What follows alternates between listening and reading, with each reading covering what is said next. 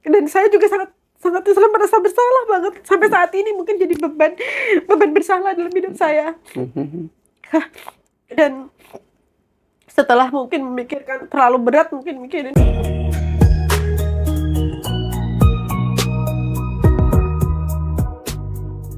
Assalamualaikum warahmatullahi wabarakatuh. Salam sejahtera buat kita semua. Selamat datang di DPO Channel. Bersama saya, Dedi Starlight.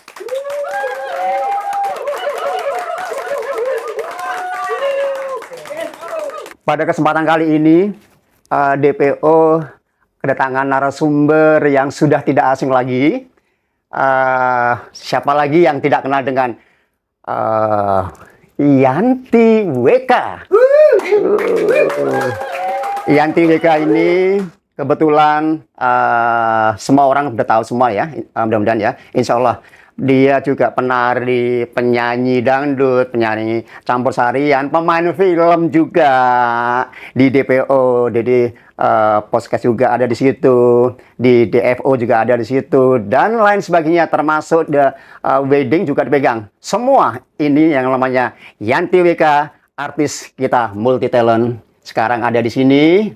Halo, apa kabar sahabatku? Halo, apa kabar Mas Dedi? Apa kabar seluruh pemirsa yang ada di studio dan juga di rumah? Iya, oke. Mbak Yanti, saya ini juga senang sekali kedatangan dengan Mbak Yanti, ya kan? Sekarang saya mau tanya nih Mbak Yanti ya, Mbak Yanti ini aktivitasnya apa yang sekarang ini? Yang paling padat sekali apa tuh? Alhamdulillah Mas Dedi, kalau untuk job panggungan masih jalan terus.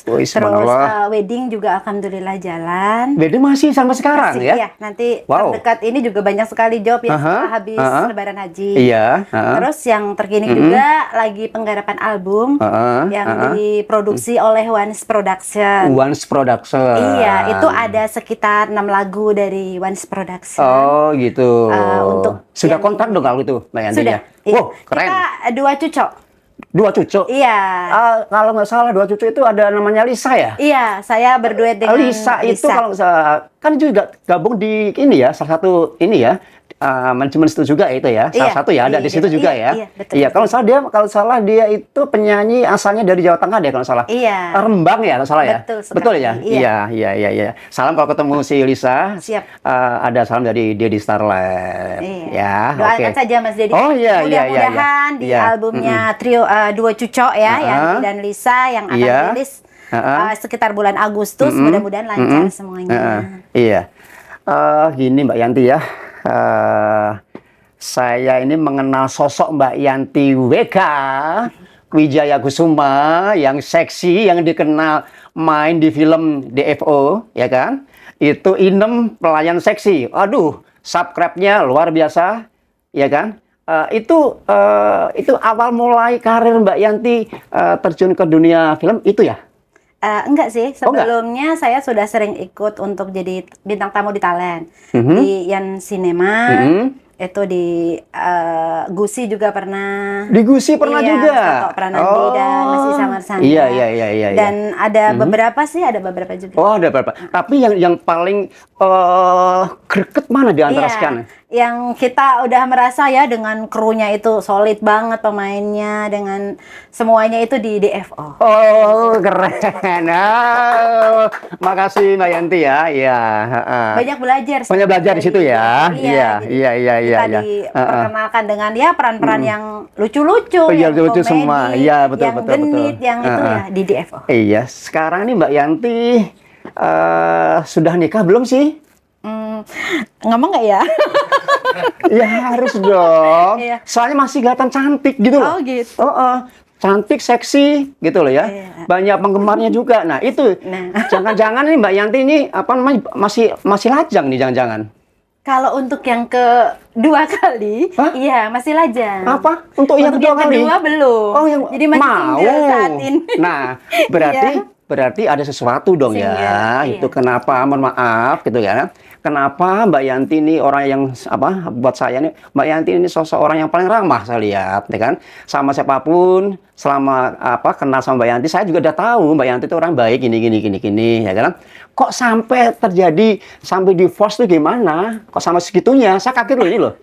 Ya, semuanya sih ya Mas Didi. Saya sendiri pun juga kadang nggak percaya apa yang terjadi, tapi ya kembali lagi ke takdir. Jadi memang ya kenyataannya harus berpisah ya. Ya mungkin memang belum jodohnya kali Mas Belum Didi. jodohnya. Iya.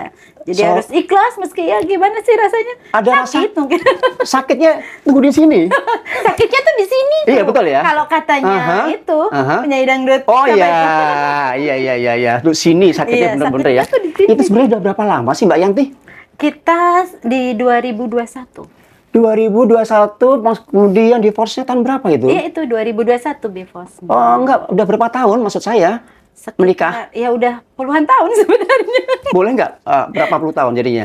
Saya biar ini buat mungkin dari teman-teman yang ada di ini, yang lagi melihat wawancara kita, biar untuk ini gitu loh, apa Ya, namanya? intinya sih udah puluhan Pengalaman. tahun. Ya, sekitar 10 ke sini lah, 10 tahun.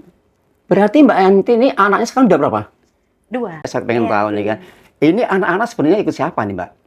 Awalnya sih dua-duanya ikut saya. Cuman pas ya pertengahan perjalanan ya, karena kesibukan saya, itu yang satu ikut bapaknya. Jadi satu bapak, satu ibu gitu? Iya. Oh begitu, iya. Sebagai ibu, ini perasaan Mbak Yanti kalau udah seperti itu gimana ya? Ya, Anak ya sedih ini. banget. Apalagi yang istilahnya diambil bapaknya itu kan anak yang sangat deket sama saya gitu loh Mas. Sebenarnya Ya nggak ampun. pernah nggak pernah jauh ataupun pisah waktu itu. Tapi Oh, ya ya karena Allah. sebagai single parent kan saya dituntut saya harus kerja. Ya ampun. Saya harus kerja, saya harus banting tulang sebagai tulang punggung keluarga ngidupin anak-anak saya. Ya Karena dari ampun. pihak mantan sendiri kan juga ya mohon maaf mungkin ekonominya kan juga udah agak ini. Jadi saya kan ya mengikhlaskan lah untuk saat ini anak saya sama bapaknya nggak apa-apa. Saya biar bisa berjuang, biar saya bisa fokus berjuang. Sampai segitunya. Iya. Terus pertemuan-pertemuan Mbak Yanti dengan anak-anak dikasih kesempatan nggak? Ya nggak masalah sih kalau sebenarnya kalau soal pertemuan kita mau ketemu kapan saja bisa, nggak Oh, bisa. masalah asalkan kita saling telepon juga kangen atau apa pengen ketemu nggak masalah, nggak saling melarang. Ya cuman sedihnya ya memang saya nggak bisa saat ini mungkin salah satu tidak bisa bersama saya. Atau mungkin satu apa kita weekend ini ya, ini kan pas kita weekend segala macam itu kan ya, itu kan kepengennya kan seorang ibu ini apalagi kan ibu yang mengandung ya kan 9 bulan itu waktu yang cukup lama ya kan. Ada niat ini nggak sih Mbak Yanti? Iya, Minta pengennya sih weekend kita ke mama dulu yuk gitu loh. Mungkin seminggu sekali, terus kemudian nanti pas anak-anak masuk sekolah bisa diantar lagi ke sana gitu loh, atau dijemput sama papanya gitu. Ada nggak sih arah ke sananya gitu? Ya ada, cuma Ada? kan memang terkendala waktu Mas. Dari Mbak Yanti sendiri terkendala waktu? Kedua-duanya. Jadi anak saya kan sekolah ya kayak dia semi pesantren kan. Jadi sekolah kan Oh, sampai di pesantren. iya semi Oh, pesantren semi begitu kan pesantren. istilahnya. Iya, Jadi iya. dia itu full time. Jadi dia hanya punya waktu Sabtu dan Minggu. Dan sementara saya di entertain, mungkin Mas Dedi kan Iya. tahu. Iya, Sabtu iya. dari Jumat aja kita sudah nggak di rumah. Di Jumat, Sabtu, Minggu itu waktu untuk kita kerja gitu, untuk kita iya. berkarya, untuk kita melakukan aktivitas. Iya, Jadi iya. sulit ketemu. Jadi ketemunya ya kalau malam misalnya sesempatnya misalnya pengen ketemu ya paling begitu aja. Untuk kalau ada kesempatan kita saling Iya. telepon aja. Oh gitu. Pernah nggak, walaupun sudah itu gitu ya, divorce itu ya, pernah nggak Mbak Yanti apa anak-anak ada kepikiran mama mama ini dong balikan lagi dong sama papa, ada nggak seperti itu? Enggak sih, kalau untuk itu enggak. Karena ibarat Enggak? kata enggak. Kalau saya sih, beliau juga sudah punya kehidupan yang baru. Oh gitu. Ya, jadi kalau buat saya pribadi enggak. Karena kan sebenarnya perceraian itu pun juga saya yang menginginkan. Oh, Mbak Yanti sendiri menginginkan. Iya, saya yang menginginkan, saya yang istilah yang memang memproses, saya yang ingin mengakhiri karena waktu itu ya terjadi sebuah insiden yang membuat saya nggak bisa memaafkannya gitu. Oh baik, sampai segitunya Mbak Yanti ya. Iya. Berarti itu kan boleh dikatakan aku nggak bisa bikin begini, Iya. harus ini saya harus ini kan gitu kan ya. Maunya dan berkata kita harus pisah, nggak bisa dilanjutkan lagi seperti itu ya. Karena ada pengkhianatan yang istilahnya ada pengkhianatan. anak di antara mereka gitu. Jadi saya udah nggak bisa. Waktu itu terjadi ya insiden perselingkuhan lah ibarat kata. Saya kan langsung gugat. Saya gugat ke pengadilan. Iya. Dia nggak mau. Dia nggak mau berpisah, masih berusaha keras buat mempertahankan gitu. Bahkan Iya. dia waktu di sidang pun mediasi menyatukan kita kan. Iya. Bapak masih sayang, nggak usah cerai gitu. Saya kasih satu kesempatan. Saya jabut, asalkan berjanji tidak akan mengulangin atau mengakhiri hubungannya dengan perempuan itu. Oh, ya Allah. Akhirnya, Iya. ya udah, saya jabutkan. Kita sempat baikan. Iya. Ada beberapa bulan lah baikan. Tapi ternyata janjinya itu bohong. Dia masih berhubungan dengan perempuan itu. Ya ampun. Oh, gitu. Dan Ya Allah. saya itu masih saya maafkan, Mas. Saya masih bertahan lah ibarat. Masih saya pertahankan sampai pada suatu titik yang bikin saya benar-benar shock itu di hampir ya akhir 2020 lah. 2020. Itu saya baca chat tentang kehamilan. Allahu Akbar. Ya Jadi ampun. saya tuh ngerasa kayak ditipu. Padahal Astagfirullah. saya selama setelah gugatan cerai yang pertama saya cabut, itu saya masih berharap ya mungkin semua masih bisa diperbaiki gitu. Seperti janjinya bahwa ya udah dia akan mengakhiri gitu. Mengakhiri dengan perempuan itu. Janjinya. Tapi, iya. Janji dengan janji ya. Iya, tapi ternyata kan terjadilah insiden yaitu saya membaca di saat itu kita udah agak baik kan, Mas. Saya juga mengira nggak akan ada perceraian gitu kan. Saya baca WA-nya tentang kehamilan itu, makanya kan saya shock. Pulang, dia pas nggak ada itu, pas dia pulang udah saya langsung tanya, saya interogasi, dia ngaku. Oh ya Allah. Dan di situ saya udah berjanji dalam diri saya gitu loh. Saya cuma manusia biasa. Saya punya batas kesabaran. Akhirnya ya udah. Akhirnya saya yang mengambil keputusan. Ya kita harus berpisah. Udah nggak bisa dipertahankan gitu loh. Itu aja. Waktu mama papanya mengambil keputusan seperti itu ya, itu kan berat sekali ya sebenarnya ya. Iya, untuk terutama anak saya yang kecil. anak-anak Anak ya. saya, kalau betul. anak saya yang gede itu kan dia tahu yang terjadi dengan bapaknya. Makanya kan ya saya juga menyayangkan sampai saat ini pun anak itu sangat membenci bapaknya. Ya istilahnya anak itu selalu bikin makian apa kalau ketemu bapaknya, telepon bapaknya itu dia selalu maki kalau anak yang satunya. Oh gitu. Iya. Yang cewek. Karena ya dia tahu lah apa yang mungkin menimpa dirasakan saya. sama mamahnya seperti dan itu dia juga, gitu ya. juga paham gitu apa yang terjadi. Ya Allah, miris saja jadi dengernya Mbak Yanti, serius saya miris dengernya ya. Karena apa, saya juga seorang bapak juga kan. Ya kalau mendengar itu pun ya, saya juga rasanya aduh gimana gitu loh ya. Dengernya kan.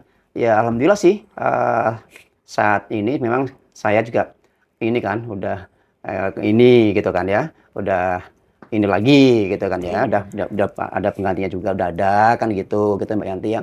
Kalau anak-anak seperti ini Mbak Yanti ya, katakanlah ada nggak sih dari teman-teman yang mungkin si ini nggak punya bapak, ada nggak seperti itu? Kalau itu sih enggak sih, Mas. Ada ini nggak? Enggak. Kolok-kolokan juga nggak ada ya? Iya nggak ada, cuman kita merasakan masa tersulit, tersakit dalam hidup saya itu. Ya pas sudah selesai. Kita udah benar-benar berpisah. Jadi mungkin kan lingkungan tidak tahu apa yang terjadi dalam kehidupan saya dan keluarga saya. Mereka taunya kita itu sosok yang istilahnya wah sangat romantis, dikagumi semua orang berdua itu ya dianggaplah sosok gitu lah di lingkungan. Gitu kan. Contoh ini loh. Semua nggak ada yang tahu sengketa permasalahan dalam hidup saya dan keluarga saya itu nggak ada yang tahu. Karena itu pas waktu kita berpisah, tahu-tahu kita berpisah, dia kan keluar dari rumah. Dia keluar dari rumah, tinggal di rumah yang dia beli untuk perempuan itu. Berarti udah disiapkan dong kalau gitu dong berarti ya kan? Kalau nggak disiapkan nggak seperti itu Mbak Yanti. Sudah Mas, sebenarnya rumah itu pun dibeli masih saat ada hubungan pernikahan dengan saya. Di 2018. Saya tahu. Mbak Yanti nggak mempunyai perasaan. Saya yang gegat, justru karena itu. Jadi gugatan pertama saya layangkan itu ketika saya tahu dia beli rumah itu untuk perempuan itu. Itu udah langsung ngomong seperti itu? Iya. Mantannya? Ya Allah. Itu tapi tega mereka banget ya. bilang kan waktu sidang bener-bener mau cerai, akhirnya nggak jadi itu. Dia kan janji udah nggak ada hubungan dengan perempuan itu. Saya pikir udah selesai kan. Iya. Tapi ternyata kan ya endingnya ada anak di antara mereka di tahun 2021 itu yang bikin saya shock. Makanya saya udah nggak bisa. Saya memilih mengakhiri hubungan rumah tangga. Untuk anak-anak nih Mbak Yanti ya, terutama untuk yang sang putri ya, Iya. ada nggak sih, pernah bicara nggak sih sama mamahnya, Mah nikah lagi dong Mah, cari gantinya. Ada nggak pernah bicara seperti itu nggak sih putrinya? Kalau anak saya sih enggak, dia termasuk anak yang cuek, agak tertutup gitu kan. Jadi dia cuman pengen bahagia gitu doang. Oh, gitu Jadi ya dia itu Allah. selalu sampai saat ini tuh seperti menyalahkan saya, Mas. Oh. Jadi ya seperti kayak orang depresi lah intinya. Ya Jadi ampun. sampai sekarang ini tuh dia sangat membenci bapaknya. Dulu pernah seperti juga membenci saya. Jadi di rumah itu saya selalu diberantemin, ya selalu maki-maki apa. Itu waktu awal-awal. Dimusuhin ya Iya, gitu ya? dimusuhin. Waktu awal-awal perceraian. Oh gitu. Jadi Iya, iya. seperti anak yang tidak bisa menerima kenyataan. Oke. Jadi dia belum bisa menerima, belum bisa waktu menerima itu yang seperti dia orang tidak bisa seperti ini menerima gitu ya. kenyataan. Kenapa jadi seperti ini? Padahal Ah. dia anak yang manja dan sangat dimanjakan istilahnya waktu Gitu ya. waktu kecilnya gitu. Kenapa hidupnya jadi begini? Jadi selalu bahasanya itu menyalahkan saya, menyalahkan bapaknya, Ya. gitu. Jadi kalian yang bikin hidup saya ini, hidup saya menderita, hidup saya. Ya Jadi Allah. saya sendiri juga tekanan batin ya. Saya Iya, merasa iya. merasa bersalah juga, tidak bisa membahagiakan anak. Tapi saya juga nggak bisa menerima kenyataan istri saya diduain atau bagaimana, saya nggak bisa. Iya. Luar biasa nih Mbak Yanti ya. Saya mendengarnya juga cukup prihatin ya. Sudah sekuat itu Mbak Yanti dalam menghadapi cobaan rumah tangganya. Itu belum seberapa, Mas. Itu sebelum seberapa Iya. segitu? Jadi hal yang lebih menyakitkan lagi, Aha. setelah terjadi perceraian, Aha. masyarakat itu kan tidak tahu kan sebenarnya apa yang terjadi, yang sesungguhnya pun mereka tidak tahu. Mereka hanya ngejudge, taunya ini pasti gara-gara Mbak Yanti, gara-gara perempuannya. Karena saya di dunia entertain, Iya. taunya saya pulang malam, taunya saya kerja lembur gini, jarang di rumah. Jadi bahasa-bahasa miring, bahasa-bahasa menyakitkan, bahasa-bahasa penghinaan dan istilah menghakimi itu justru diarahkan ke saya. Mereka nggak ada satupun yang tahu bahwa sebenarnya yang salah itu siapa, bahwa perceraian ini itu karena ada anak di antara mereka. Nggak ada yang tahu. Ya Mas. Allah. Jadi selama beberapa bulan lah saya itu sampai menarik diri dari lingkungan. Saya jadi malas gitu loh dengar omongan. Kita jadi trending di lingkungan, teman-teman semua lah. Karena semua tahu siapa saya kan ibaratnya. Jadi kita jadi trending yang nggak baik lah. Kita dipersalahkan, kita disolimi. Kita difitnah. Banyak sekali bahasa-bahasa menyakitkan lah. Ya, minum dulu Mbak Yanti. Minum dulu.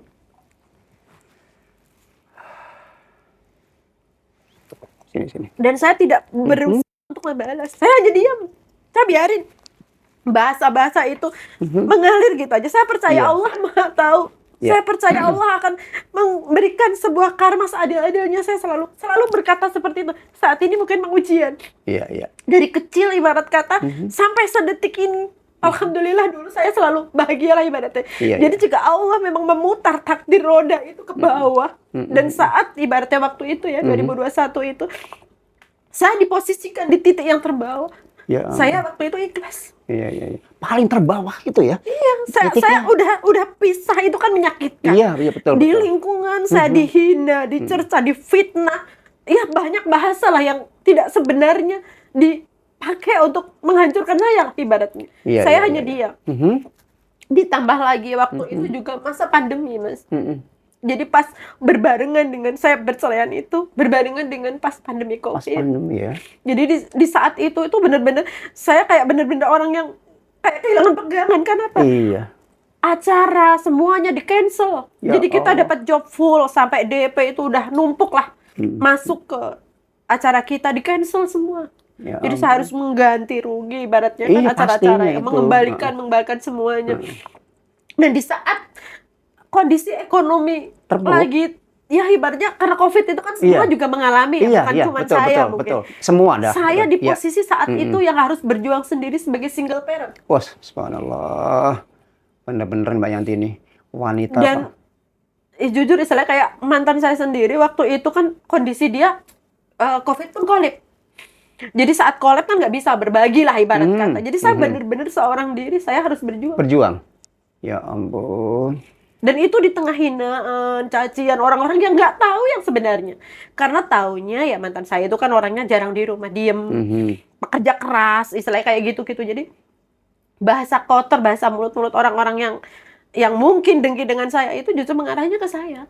Buat menghajar lah seolah-olah saya yang salah. Yang salah gitu Saya ya. yang nggak benar. Nggak ada yang tahu bahwa ada anak di antara mereka itu penyebabnya. Iya, iya. Perselingkuhan mereka masih saya maafkan kok. Iya, iya, iya, iya. Skandal mereka dari 2018 itu masih saya maafkan.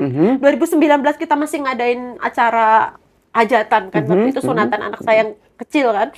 Itu kita masih bikin acara yang spektakuler, saya masih cover luka di dalam hati saya. Walaupun masih Iya, ini ya, waktu itu. masih sakit hati sekali itu ya. Itu udah Iya. kesananya gugatan saya cabut, tapi ternyata 2020 ke sana sampai 2021 kita istilahnya Ketok palu.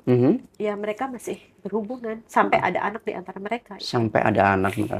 Terus untuk anak yang ikut papanya sendiri, melihat adiknya sendiri itu gimana tuh Mbak Yanti ya, melihat ini bukan dari adik saya kandung. Dia jujur ya, kalau anak yang ikut bapaknya itu justru anak yang agak dewasa daripada yang Adiknya. ceweknya, daripada Iya. yang kakaknya malahan. Daripada yang kakaknya itu lebih dewasa. Jadi dia nggak peduli. Oh. Yang penting dia disayangi gitu aja sih kalau gitu Jadi aja. dia Iya, pun iya. nuntutnya sama saya juga selalu bilang gitu. Dia cuma pengen disayangi, dia nggak peduli. Maksudnya apapun yang terjadi dengan saya, dengan bapaknya itu dia tidak menyalahkan, dia bisa menerima kalau yang kecil. Iya. Ada satu lagi kejadian mungkin yang nggak akan pernah saya lupakan ya, mungkin Apa dalam itu? hidup saya, dan itu kejadian yang justru paling sangat menyakitkan. Yaitu ketika saya kehilangan almarhum ibunda saya. Oh, Ya, beliau kan setelah perceraian saya, beliau kan sakit. Iya. Ya, sebagai anak mungkin saya tahu lah, saya anak yang sangat dibanggakan sama beliau, yang paling dekat dan paling disayangi sama beliau. Dan melihat kondisi saya mungkin kan waktu itu kan benar-benar saya hancur mungkin di mata Ya beliau. Allah. Akhirnya ibunda saya sakit. Ya ampun. Dan saya juga sangat merasa bersalah banget sampai saat ini, mungkin jadi beban bersalah dalam hidup saya. Dan setelah mungkin memikirkan terlalu berat, mungkin mikirin kondisi saya, ibu kan sakit. Iya. Dan akhirnya beliau kan meninggal. Oh, sudah almarhum jadinya? Iya, Oh. beliau sakit dan meninggal, dan Iya. di situ itu menorehkan luka di dalam hati saya karena saya selalu merasa bersalah. Seolah-olah karena kepedihan saya lah ibu saya jadi ikut-ikutan menjadi korban istilahnya, jadi sakit. Coba kalau ya sekarang saya sempat kayak kehilangan kepercayaan diri gitu. Bahkan saya jadi kayak ngerasa, ya Allah, kenapa sebegini pedihnya hidup saya waktu itu gitu. Waktu di 3 tahun istilahnya belakangan itu, jadi saya udah kehilangan suami saya. Saya istilahnya hancur karena COVID ya, COVID-19.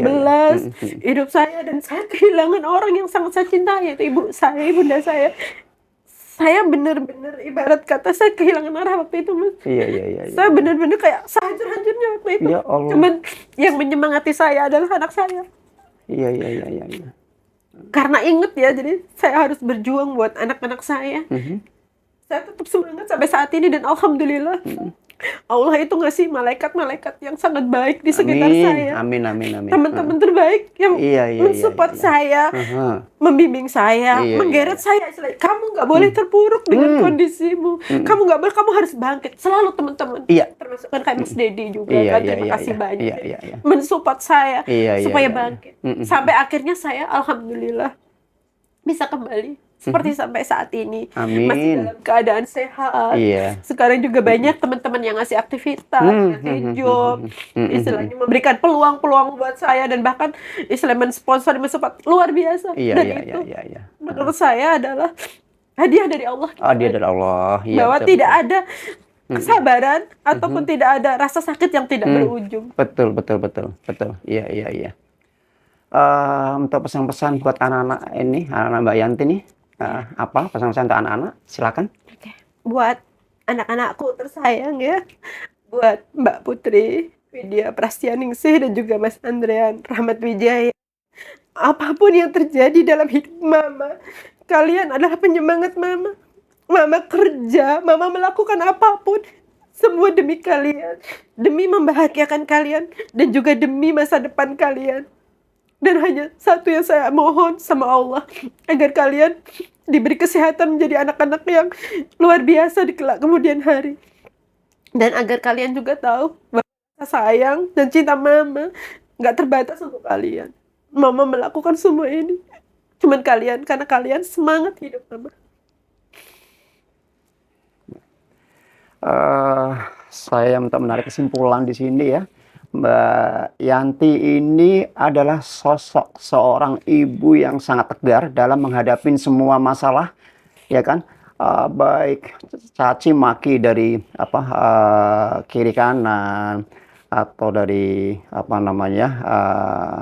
orang-orang yang ada yang ini, ada yang Bahkan dari keluarga mantan pun mungkin banyak sekali yang mungkin sangat menjatuhkan saya, menganggap saya nggak benar, menganggap saya nggak baik. Nah, tanpa mereka tahu apa yang sesungguhnya terjadi. yang terjadi. Iya. Jangan sepihak lah kita ya, nggak boleh kalau seperti itu. Ya, jadi kesimpulan di sini Mbak Yanti ini buat saya ini sosok ibu yang sangat luar biasa, ya kan?